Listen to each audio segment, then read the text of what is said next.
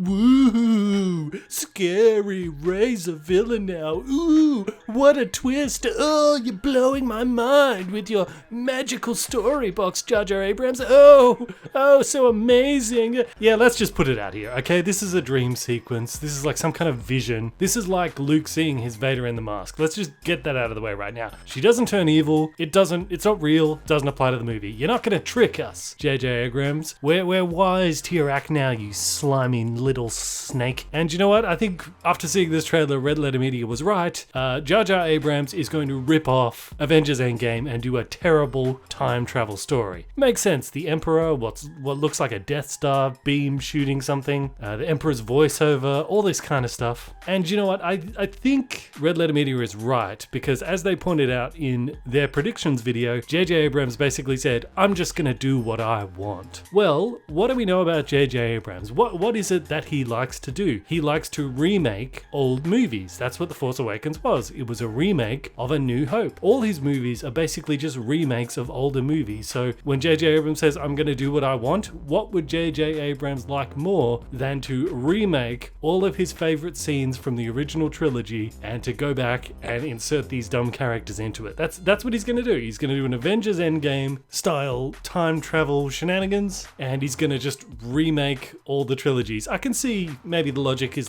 if this is bringing all three trilogies together, it makes sense that you go back and retell it all, just like Avengers Endgame made sense that you go back and retell all the different phases of Marvel that have come before it. It makes sense, but of course it's not going to be very good. It's going to suck. It's going to suck. And I just love it how after all of The Last Jedi's, let the past die, kill it if you have to. Now they're like, oh, remember the past? Remember when you loved us? Remember when Star Wars was good? Hey, look at all these amazing moments from the original trilogy that we can't match. Remember them? No. We're wise to your act now, Disney. I'm not falling for it anymore. And my attitude towards this movie is kind of like the ending of Game of Thrones. I'd already resigned myself to the fact that it was going to suck before I went in to see the end of Game of Thrones. So I was just laughing at the spectacle of how much they were screwing it up. That's going to be my attitude with this new Star Wars, The Rise of the Return of the Last Jedi, or whatever the hell it's called. I'm just going to laugh. I'm just going to laugh as all of this great cinematic universe that's existed for multiple generations,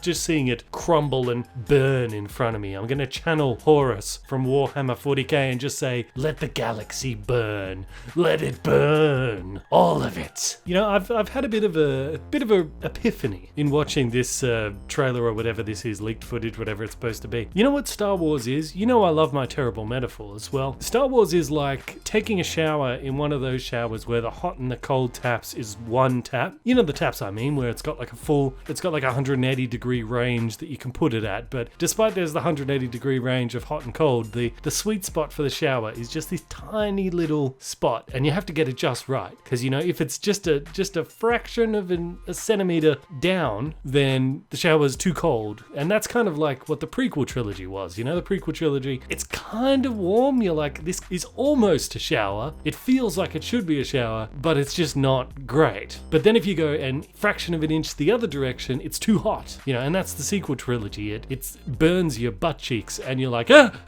too hot, and it looks like you're like humping the shower curtain trying to get away from it. That's the sequel trilogy, and the original trilogy is just right, just there in the middle. You're like, this is great, this is a wonderful shower, it's nice and warm, and you know, that's the kind of shower where you can lose track of time and just stay under it for way longer than you should. That's the original trilogy, and it's very hard to recapture that. You know, you have to get it just right, and I do think that them getting it just right in the original trilogy was kind of an accident. You know, it was a unique mixture of all these different talents coming together all at the one time. It wasn't just George Lucas, as we saw with the prequel trilogies. That was pretty much just George Lucas, but it was lacking something that the originals had, and likewise without George Lucas now, it's still lacking something. So I'm willing to accept now that Star Wars can't be reproduced. It was 3 great movies, and you know, maybe one okay one, and a nice sort of remake, homage of one of the original trilogy movies, but it's pretty much done. It's pretty much done, and we're never going to get it back again, and that's okay. You know, I mean, that's what life is about. You have to let things go. That's part of growing up. You have to let things go. But the great time we had with Star Wars in the past, that's safely stored in our hearts and in our minds. No one can take that away from us. But in the meantime, I'm certainly going to enjoy watching the glorious collapse and the glorious terribleness of Star Wars in the rise of JJ Abrams. I wonder if he's going to have magic blood in this one. one. Well, let me know what you thought of the trailer. I am Bandit. This is Bandit Incorporated. Until next time, I will see you guys in the comments.